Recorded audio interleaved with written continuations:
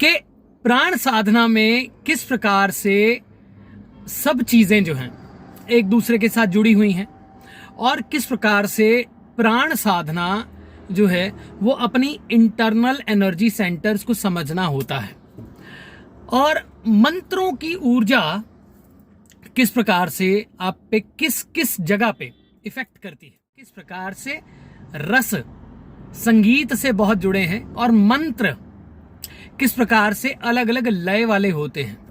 तो संगीत ध्वनि, जब हम कुंजिका के बारे में बात कर रहे थे, वाम वीम वूम वागधीश्वरी स्वर का कारण, तो वागधीश्वरी स्व ध्वनियों का कारण आपकी ध्वनि, मेरी ध्वनि और सभी प्रकार की कर्कश से लेके पॉजिटिव से लेके नेगेटिव ध्वनियां। जब हम ध्वनि की बात करते हैं तो उसका संबंध सीधा रसों से है। कैसे है ये बहुत समझने का विषय है। रस प्रत्येक स्थिति में है, प्रत्येक परिस्थिति में है। अब रसों का क्या होता है, संगीत, मंत्र, ध्वनि और रस। संगीत का बेस क्या है, क्लासिकल रागास। मैंने राग भैरव की एक्सप्लेनेशंस आपको दी हैं आगे। राग अहिर भैरव के बारे में बताया है, मैंने बताया है कि किस प्रकार से राग पूरिया धनाशरी जो है वो इफेक्ट करता है। फिर धीरे धीरे रागास के बारे में हम आगे भी बात करेंगे।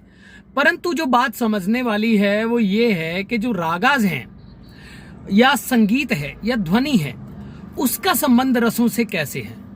हमारे 9 रस होते हैं, जिसमें शांता रस है, विभत्स रस है, वीर रस है, श्रृंगार रस है, करुण रस है, अद्भुत रस है और उसके साथ में रौद्र रस है और उसके साथ में भयात्मक रस है।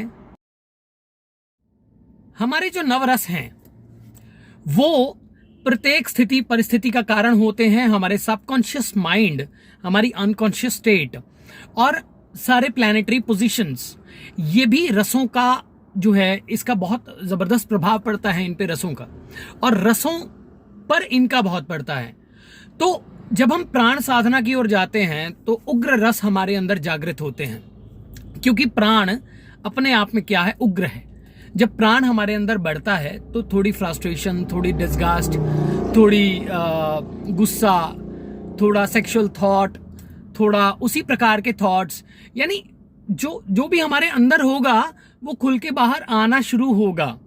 जो अपान रूपी ऊर्जा हमारे अंदर होगी वो रसों के रूप में ही हमारे अंदर जो बन रही है, अब उसको अगर चेंज होना है तो डेफिनेटली, अगर हमें शांता रस की ओर जाना है, तो मैंने आपसे फूड के बारे में भी बात की थी, तो यदि हमें शांता रस की ओर जाना है तो शांता रस से विभत्स से शांता की ओर जाना है तो पहले विभत्स को अच्छे से प्राप्त करना होगा और उस ऊर्जा को हमें समझना होगा।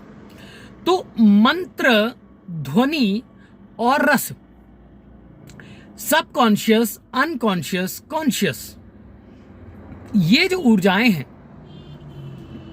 ये बहुत वो हैं, एक दूसरे के साथ कनेक्टेड हैं। ध्वनि इस संपूर्ण सृष्टि की मूल है और ध्वनि के बिना कुछ भी जो है व्याप्त नहीं है, सब कुछ ध्वनि है।